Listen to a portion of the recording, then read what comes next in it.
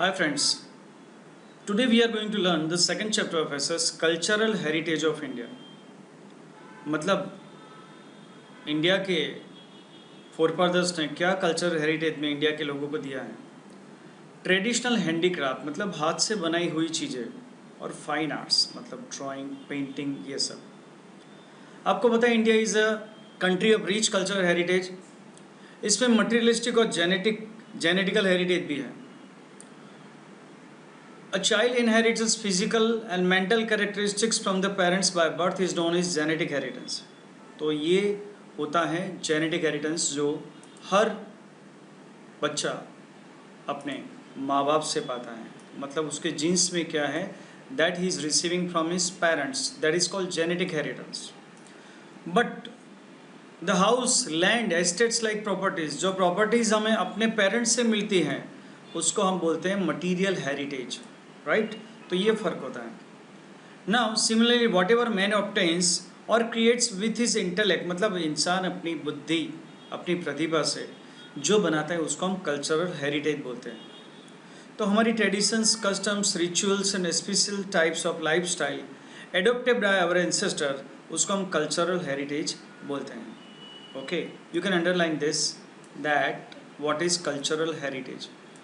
In addition, other matters like education, farming, trade, rules and regulations for daily life, festivals, entertainment, art, handicrafts, beliefs and skills, ये सब भी हमारे cultural heritage में शामिल है।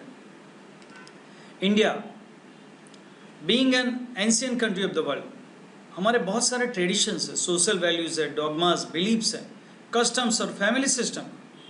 मैट्रियार्चल family system थी, अभी पैट्रियार्चल है। सो इस कल्चर हेरिटेज को हमें बचाना है, प्रिजर्व करना है। हमारे शास्त्रों में बताया गया है कि पहले 64 आर्ट्स होते थे, मतलब 64 कलाएं होती थी।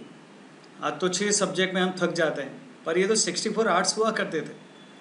और वो होते थे हैंडीक्राफ्ट, वर्कमैनशिप, कसब, art, drawing, music, dramatic art and dance.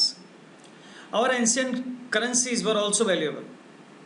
पहले क्या करेंसी होती थी? हीरे मोती, ये सब हमारी करेंसी होती थी। और फॉरेन के लोग इंडिया में यही सोच कर आए थे कि इंडिया में बहुत ज़्यादा पैसा है, और ये जो योगा है जो हम अपने कल्चरल हेरिटेज का बहुत इम्पोर्टेंट हिस्सा मानते हैं, उसको पूरी दुनिया ने भी एक्सेप्ट किया है। हम 21 June world yoga day celebrate करते हैं। So this is very important. Art of Indian artisans, अब इंडिया के जो आर्टिस्ट मतलब कारीगर थे, क्या क्या चीज़ें बनाते थे? तो they have skilfully develop worried life style of people through their remarkable art and handicraft industry.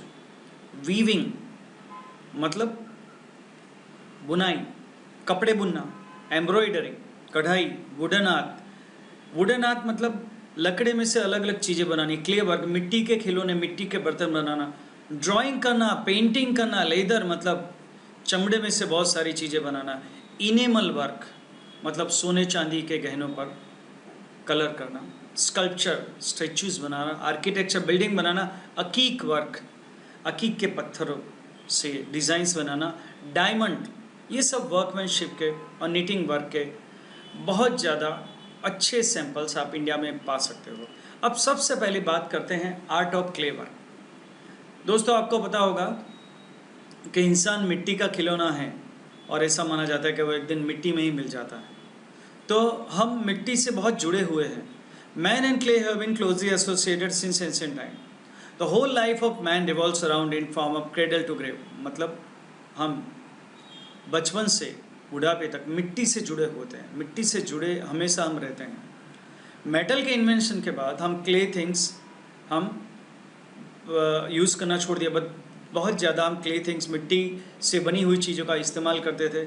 जैसे खिलौने मिट्टी के, पॉट्स, पीचस पानी बढ़ने की जगह, अर्थन लैम्प्स मतलब वो जो हम दिवाली में दिए जलाते हैं, क्ले स्टव चूल्हा, क्लेवेयर्स मतलब मिट्टी के बर्तन। और आपको ये शायद पता नहीं होगा कि अनाज भरने के लिए भी हम ये मिट्टी के स्टोर ग्रेन्स ये उसका इस चीज़ों का इस्तेमाल करते थे।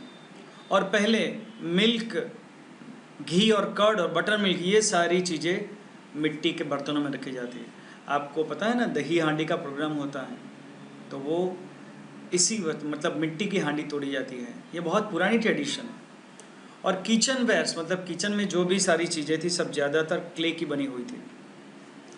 The walls of the houses, घर की दीवारें, कुबा मतलब जो झोपड़ी होती थी वो भी मिट्टी की बनी होती थी, मिट्टी से उसका प्लास्टर किया जाता था, या तो काऊ डंग और क्ले, मतलब उसमें थोड़ा काऊ डंग मिक्स करके वहाँ बनाया जाता था। अब बहुत सारे क्ले यूटेंसिल्स हमें मिले हैं, कहाँ से? लोथल से मिले हैं, मोहेंजोदड़ो से मिले हैं, हड़प्पा कल्चर के समय के।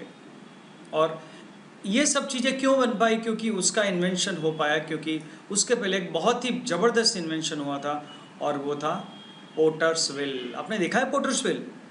वो कुम्हार ऐसे ऐसे करके घुमाता है और उसमें से बहुत खूबसूरत चीज़ें, अब तो मोबाइल में उसके ऐप भी होती हैं, right? In present time also we can see garba. आज भी जो गरबा या गर्भदीप हम मिट्टी का ही यूज़ करते हैं, जिसमें होल होते हैं जिसमें से प्रकाश सब जगह जाता है। India was famous for producing the baked utensils and baked of clay as well unbaked. India में पक्के और कच्ची मिट्टी के बर्तन बनते थे, कच्चे मतलब टेराकोटा। और this is known by seeing remains of old and handmade clay utensils down from Nagarjunakonda. इसके एग्जाम्पल्स हमें कहाँ से मिलते हैं? Nagarjunakonda in South India and Langhnaj that is in Mehsana district in Gujarat. अब हम बुनाई की बात करते हैं। तो पहले के लोग कॉटन में से, कॉटन स्वैब में से वो धागा बनाते थे और उसमें से कपड़े बुनते थे। गांधी जी याद है आपको? रेडियो, तो गांधी जी जो चरखा चलाते थे जिसको स्पिनिंग व्हील बोलते हैं, वो इसी काम को सिखाया जाता था कि कॉटन में से धागा कैसे बना जाए, धागा में से कपड़ा कैसे बना जाए। We all know that Gandhiji has given a special importance as a cottage industry and join it with Swadeshi to make use self-reliant under the banner of freedom movement। मतलब हमारी आज़ादी की लड़त को ज़्यादा बढ़ावा देने के लिए गांधी जी ने बोला था कि हम विदेशी कपड़ों का बहिष्कार करेंगे और हम घर में अपने कपड़े बुनेंगे कॉटन के, और that has created a new history. अब हाथ से बुनी हुई चीज़ें आप जैसे देख सकते हो, खूबसूरत कारपेट्स हैं, Iranian carpets are very famous, और इंडिया में भी बहुत अच्छी कारपेट्स हुआ करती थी। आपको पता है दोस्तों कि टाका, ये पर्टिकुलर टाका मतलब मुस्लिन का जो टाका, मुस्लिन मतलब मलमल का कपड़ा, मलमल का कपड़ा इतना सॉफ्ट हुआ करता था कि पूरी की पूरी साड़ी एक छोटी सी फिंगर रिंग में से भी निकल सकती थी, या तो एक पूरी की पूरी साड़ी आप मैच बॉक्स में भी रख सकते थे। इतना सॉफ्ट मलमल का कपड़ा होता था। और बांग्लादेश जो ढाका में अभी है, पहले जो इंडिया में था, वहाँ बनाया जाता था। और ये आप ऊपर देख रहे हो, ये खूबसूरत कारपेट मतलब गालीचे भी बनाए जाते थे। नीटिंग वर्क, अटायर्स, कपड़े, आर्टिस्ट्री, ये सब बनाया जाता था। और इसमें सबसे ज़्यादा फेमस था पटोला ऑफ पाटन। आपने वो गाना भी सुना होगा, छीला जीरे मारी हाटू, पाटन थी पटोला मोंगा लावजो। कांजीवरम साड़ी, बनारसी साड़ी, बांधनी राजस्थान की फेमस है जो अलग अलग कलर की होती है, जो राजपूत जिसकी पगड़ी पहनते हैं। During the golden period of Solanki era Gujarat ने बहुत प्रोग्रेस किया था इस फील्ड में, और सिद्धराज जयसी के समय में बहुत सारे आर्टिस्ट यहाँ आए थे और पाटन में सेटल हुए थे, और इसी वजह से पाटन के जो पटोला है वो बहुत फेमस हुए थे। और याद रखना, ये आर्ट ऑफ, एक तो हम ये पहले वन लाइनर के लिए सिद्धराज जयसी को याद रखेंगे, और art of Patan of Patola of Patan is 850 years old, you have to remember. और कुछ लोग ही इसका आर्ट जानते थे। द सिल्क वर्क, बेवड़ इक्कत, ये बेवड़ इक्कत का मतलब क्या है? इक्कत मतलब वीविंग, बेवड़ मतलब दोनों साइड। तो इस टाइप की जो साड़ी होती है जिसको हम पटोला बोलते हैं, वो दोनों साइड पहन सकते हैं। This type of saree is designed in such a manner that it can be worn on either side. This type of patola variety has a good durability. It's a good durability. लंबे समय तक उसके colour नहीं जाते थे। उसकी एक कहावत भी है, पड़ी पटोड़े भात, फाटे पन फीटे नहीं। मतलब भात मतलब डिज़ाइन, जो पटोला पर जो डिज़ाइन पड़ती थी वो कभी भी उसका रंग नहीं जाता था। वो पटोला फट जाता था लेकिन उसका रंग कभी नहीं जाता। The design laid down in patola shall never fade even if the cloth may be torn. Embroidery, पहले के ज़माने में लोग एम्ब्रॉयडर्ड कपड़े बहुत पहनते थे, शर्ट कुर्ते बहुत पहनते थे, तो एम्ब्रॉयडरी इंडिया में बहुत फेमस थी। और उसका भी एग्जाम्पल हमें हड़प्पा और मोहनजोदड़ो से मिलता है। The art of weaving on the clothes of man, women and children is very famous from ancient time. और जो बच्चों के कपड़े ज़्यादातर सिंध, सौराष्ट्र, कच्छ रीजन के लोग ऐसे एम्ब्रॉयडर्ड कपड़े पहनते थे। और कश्मीर का जो एम्ब्रॉयडरी वर्क फेमस है वो कसब work. So please remember, underline, Kashmiri work, Kashmiri कसब वर्क इज़ वेरी फेमस। इसके अलावा बांधनी कहाँ की फेमस है, जो लाल, नीले, पीले कलर की होती है? तो 4 शहर हैं उसके लिए गुजरात के, जामनगर, जैतपुर, भुज और मांडवी। इसको आप ऐसे भी याद रख सकते हो BJMJ, मतलब भुज, जामनगर, मांडवी, जैतपुर, BJMJ, ये 4 शहर फेमस है बांधनी के लिए। The traditional style of bandhani with all its lustre, lustre मतलब शाइनिंग, ब्यूटीफुल डिज़ाइंस, उसमें एलिफेंट की, पपेट की, डाइस, पीचर, मटके की अलग अलग डिज़ाइंस होती थी। और इस समय कॉटेज इंडस्ट्री में ये बनाया जाता था कच्छ और सौराष्ट्र रीजन में। और उससे कौन कौन सी चीज़ें बनाई जाती थी? तो एम्ब्रॉयडरी करके तोरण, मतलब घर को डेकोरेट करने के लिए दरवाजे पे तोरण लगाए जाते। चाकड़ा मतलब जो ब्यूटीफुल स्क्वायर वॉल पीस होता था। पिलो कवर, बेडशीट्स, शाख, टोडलिया, जो दरवाजे पे वो छोटे पिकॉक लगाए जाते थे और दूसरे एनिमल्स को डिज़ाइन के तौर पे लगाया जाता था, उसको शाख और टोडेलिया बोलते हैं। क्लोथ्स, केडिया, केडिया हम ज़्यादातर नवरात्रि में गुजरात में पहना जाता है, वो फेमस था। Embroidery work is also carried out in quilts, मतलब क्विल्ट मतलब रजाई, और शॉल पे एम्ब्रॉयडरी वर्क होता था। आपको पता है अजमेर में एक ऐसी रजाई मिलती है जिसका वेट सिर्फ 100 ग्राम होता है। यस, ओनली 100 ग्राम्स, बहुत लाइट वेट होती है, लेकिन वो वहाँ की क्वालिटी है। अब ये अंडरलाइन कीजिएगा आप, embroidery work of Jat community of Banni area of Kutch is unique in itself. Banni area जो है वहाँ जो जट कम्युनिटी है वो एम्ब्रॉयडरी वर्क के लिए फेमस है। लेदर इंडस्ट्री मतलब चमड़े की industry, you know this leather is tanned and then after the death of the animal his skin is removed and it is tanned, उसको टैंड की जाती है, फिर उसको प्रोसेस करके उसमें से बहुत सारी चीज़ें बनाई जाती है। एक तो मशक, मशक का मतलब होता है a leather bag for fetching water. Cos, drum, ढोलक, तबला, उसमें से ड्रम भी बनता है, ढोलक जो आप बजाते हो, तबला, वो सब उसी में से बनता है। Blacksmiths, use by blacksmith, bellow मतलब पहले जो लोहार जो हवा भरने के लिए बेलोज यूज़ करते थे वो भी उसमें से बनती थी। अब एनिमल्स के लेदर बेल्ट्स उसमें से बनते हैं। और leather was also use to prepare shield which was use during wars, उसका बख्तर भी बनता था लेदर का जो बहुत मजबूत होता था। इंडिया में लेदर इंडस्ट्री बहुत प्रोमिनेंट है। अब हम राजस्थान जाते हैं तो कुछ चीज़ें खरीदना नहीं बोलते हैं ना, वो होती है मोजड़ी, राजस्थान की मोजड़ी, वहाँ के shoes, then leather knitted purses, belts, ये सब चीज़ें फेमस होती हैं। और हॉर्स राइडिंग के समय जो हॉर्स पे लगाई जाती है चीज़ें, साज, पालन, लगाम, ये हॉर्स के ऊपर जो चीज़ें, और विप मतलब चाबुक, वो सारे के सारे किससे बने होते हैं? सारे के सारे लेदर से बने होते हैं। तो याद रखना लेदर इंडस्ट्री, ये 2 मार्क्स में पूछा जा सकता है। क्ले वर्क, एम्ब्रॉयडरी वर्क, ये सब 2 मार्क्स के क्वेश्चन हो सकते हैं। अब हम बात करते हैं diamond Beed work and animal work. India को 7517 किलोमीटर जितनी लंबी कोस्ट लाइन मिली है। चलो आप बताओ, इंडिया में सबसे ज़्यादा कोस्ट लाइन कौन से स्टेट को मिली है? भूल गए? चलो मैं बता देता हूँ, गुजरात को 1600 किलोमीटर लंबी कोस्ट लाइन गुजरात को मिली है। सो यहाँ इंडिया में डायमंड्स और बीड्स मतलब मोती, हीरे बहुत ज़्यादा है, और लोग जेम्स मतलब रत्नों का, डायमंड्स का बहुत ज़्यादा उपयोग करते हैं। एंशियंट टाइम से राजा महाराजा खुश हो जाते थे, अपने हीरे मोती का हार लोगों को देते थे। तो diamonds and beads was carried out through sea routes, और सी रूट से इसका बिजनेस होता था, दूसरे देशों में देते थे। डायमंड स्टडेड ऑर्नामेंट्स पहने जाते थे, बहुत ज़्यादा डिमांड में फॉरेन कंट्रीज़ में। और आपको पता है कि ब्रिटिशर्स हमारे 2 डायमंड चुरा कर ले गए और आज तक वापस देने का नाम नहीं लेते। वो 2 हैं कोहिनूर और ग्रेट मुगल। और इंडिया के लोग बहुत ही ज़्यादा चाहते हैं डायमंड्स और बीडेड ऑर्नामेंट्स को, और यहाँ वैरायटी इसीलिए देखी जाती है। पहले जो होता था रिच और रॉयल पीपल, वो डायमंड ज्वेलरी पहनते थे गोल्डन ऑर्नामेंट्स की बजाय।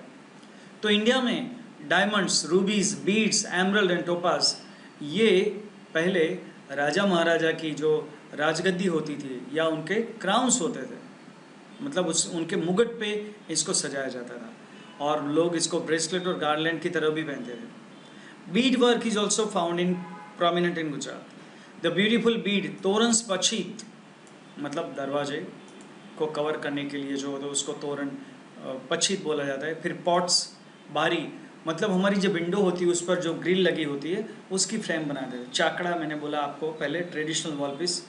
डेकोरेटिव कोकोनट यूज्ड, लगन्ना नारियल, आपने देखा होगा जो श्रीफल या तो नारियल होता है उस पर छोटे छोटे वो मोती होते हैं आर्टिफिशियल, उससे डिजाइन करके उसको बुना जाता है, पूरा कवर कर लिया जाता है, उसको लगन्ना नारियल बोलते हैं। इंढोनी, इंढोनी मतलब जब पहले के ज़माने में लोग पानी भरने दूर तक जाते थे तो मटका सीधा सर पे नहीं रखते थे, बीच में एक कपड़ा रखते थे, वो भी डिज़ाइनर होता था जिसको इंढोनी बोला जाता है। मोड़िया, मोड़िया वो होता था बुलक, मतलब हॉर्स या तो बुलॉक, इन सब के मुंह पे बांधा जाता ताकि वो कहीं कुछ समय कुछ खा नहीं ले अनाज, इसकी वजह से। हैंड फेंस मतलब हाथ से चलाने वाले पंखे। एनिमल बैक कवर, मतलब गाय और भैंस को पीछे से जो बैक कवर करते थे कपड़ा, उसको एनिमल झूल बोला करते थे। तो ये सब चीज़ें इंडिया में होती थी। India has been a leading country in jewellery since time in memorial. India is the only country in the world where expertise can be seen in animal work apart from the gold and silver work. Enamel work means, अब enamel work का मतलब क्या है? Enamel work means the artist skill of inlaying the bright colours like red, green and blue. Enamel work में क्या होता है कि रेड, ब्लू और ग्रीन कलर को गोल्ड या सिल्वर एनामेंट में लगाया जाता है, बहुत खूबसूरती से लगाया जाता है और वो बहुत ज़बरदस्त दिखते हैं। ये किस में लगाया जाता है? रिंग्स में, बैंगल्स में, ईयरिंग्स में, की चेन में, चेन में लगाया जाता है। और आपको ये एक्सपर्ट्स जो इनेमल वर्क है वो कहाँ मिलेंगे? तो जयपुर, दिल्ली, लखनऊ, वाराणसी एंड हैदराबाद में आपको इनके एक्सपर्ट मिलेंगे। उसके बाद हम बात करते हैं जरी वर्क। जरी वर्क ये इंडिया में बहुत समय से पाया जाता है। इसमें क्या होता है? गोल्डन और सिल्वर थ्रेड से, नॉर्मल थ्रेड से इसमें लेते हैं, इसमें गोल्डन और सिल्वर थ्रेड से एम्ब्रॉयडरी करते हैं जिसको जरदोसी या तो जरी वर्क बोलते हैं। और इसके लिए हमारे गुजरात का ये शहर बहुत ही फेमस है और वो शहर है Surat. Surat is a prominent place for zari work. Knitting embroidery, zardosi work have a unique place, unique beauty. Surat, even artisans of Surat could make beautiful dresses like, ये लोग साड़ी, पानेतर, घर चोला बना सकते हैं जरी लगाकर, बहुत खूबसूरत दिखता है वो। Metal work, engraving. Metal work is also a very old form of art of India. Metal age began and developed after Stone Age. The artisans of Lothal made different weapons like sickle, drill and needle. ये सब metal की चीज़ें use करते थे with copper and bronze. Moreover they prepared utensils, वो लोग बर्तन भी बनाते थे, आइडल स्टैचूज बनाते, पॉट्स भी बनाते मेटल के। आर्म्स एंड एम्यूनिशंस भी वॉर के लिए तैयार करते थे मेटल से। और गोल्ड और सिल्वर का तो एक ही यूज़ था, उसके खूबसूरत गहने बनाने, जो आजकल भी लोग इतना ही पहनते हैं। Copper, brass and bronze were use to make utensils, बर्तन कॉपर, ब्रास और ब्रोंज के होते थे। एंड आइडल्स भी बनाए जाते थे। वुडन आर्ट मतलब लकड़ी से बनी हुई चीज़ें। इंसान का लकड़ी से भी या वुड से भी बहुत पुराना रहता है, कि ऐसा बोला जाता है कि जब भी बच्चा खेलना शुरू करता है तो वो लकड़ी की गाड़ी चलाता है, फिर लकड़ी की टॉय से खेलता है, जब सोते हैं तो वो जो खाट होती है वो भी लकड़ी की होती है, और लास्ट में जब इंसान को अंतिम संस्कार के लिए ले जाया जाता है तो वो भी लकड़ा ही होता है। तो हमारा ये लकड़े से बहुत लंबा नाता है।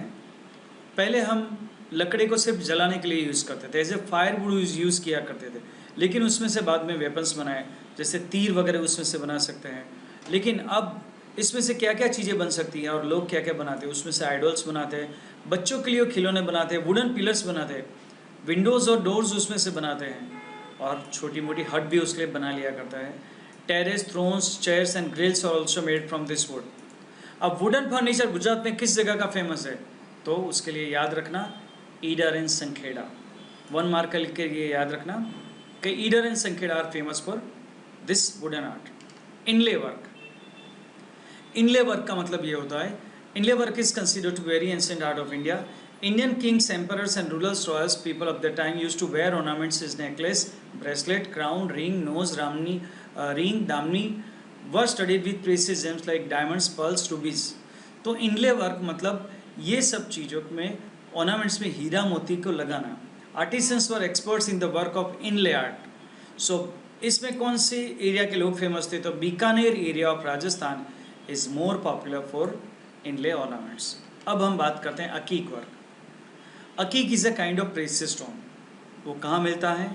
वो ज़्यादातर नदी के वैली एरियाज में मिलता है और उसमें क्या होता है? Chalcedonic mix with silica you can find there. Carnelian is main stone which semi is transparent in quality and beautiful red in colour. In Gujarat various precious stones are available in big and small size. कहाँ कहाँ available हैं? तो रानपुर हैं, सूरत हैं, और ये सारे जो अकीक मिलते हैं उनको खंभात भेजा जाता है और वहाँ उसको मोल्ड किया जाता है और उसमें से ब्यूटीफुल ऑर्नामेंट्स बनाए जाते हैं और उसमें से बीड्स और गार्लैंड भी बनाए जाते हैं. अब यहाँ से फाइन आर्ट्स शुरू होता है, मतलब पेंटिंग है एंड अदर थिंग्स. सो हम उसके पहले पेंटिंग की बात कर लेंगे, उसके बाद फाइन आर्ट की शुरुआत करेंगे. पेंटिंग, ऐसा माना जाता है कि सारे आर्ट्स में painting is the best art. Painting is an art can be express through lines and colours. Lines और कलर से हम अपने आप को एक्सप्रेस करते हैं. The aim of this art is to express emotions by imitating the animate and inanimate objects. कि हम एनिमेट और इनएनिमेट ऑब्जेक्ट को इमिटेट करते हैं, उनको लाइन और कलर से ड्रॉ करने की बात करते हैं. और इसका जो we have evidence of Indian of painting from 5000 years old of Harappan culture. उस समय भी बहुत सारे पेंटिंग्स पाए गए थे और वो आर्कियोलॉजिकल डिपार्टमेंट को मिले थे एक्सकेवेशन करते हुए. तो we have traces of the pictures of animals and birds in the cave painting of primitive man of stone. कहाँ मिला था ये केव पेंटिंग? तो man of stone age at Bhimbetka, Madhya Pradesh, MP. और उस समय लोग ज्योमेट्रिकल डिजाइंस और स्केचेस बनाते थे. तो कौन कौन सी चीज़ें बनाते थे? एलिफेंट, रेनोसोर्स, डियर, ये उसमें बनाए जाते थे. और खूबसूरत पेंटिंग हमें कहाँ मिलती है? तो अजंता इलोरा. ये बहुत खूबसूरत जगह है पेंटिंग के लिए. ड्राइंग द स्केचेस ऑफ स्वस्तिक. स्वस्तिक आप समझते होंगे, जो हम ज़्यादातर किसी भी प्रसंग पे बनाते हैं. पीचर, गणेशा का भी हम पेंटिंग बनाते हैं फेस्टिवल्स या सेलिब्रेशंस के समय. रंगोली मेकिंग जो हम दिवाली के समय करते हैं, that is also very important art of India. So ये डिफरेंट आर्ट्स थे जो हाथ से बनाए जाते थे. अब हम आगे बात करने वाले हैं fine arts of India. That will be in the second part of this chapter. So this is for the first part of the second chapter. Will meet in the second part of this chapter very soon. Bye for now. Thank you very much.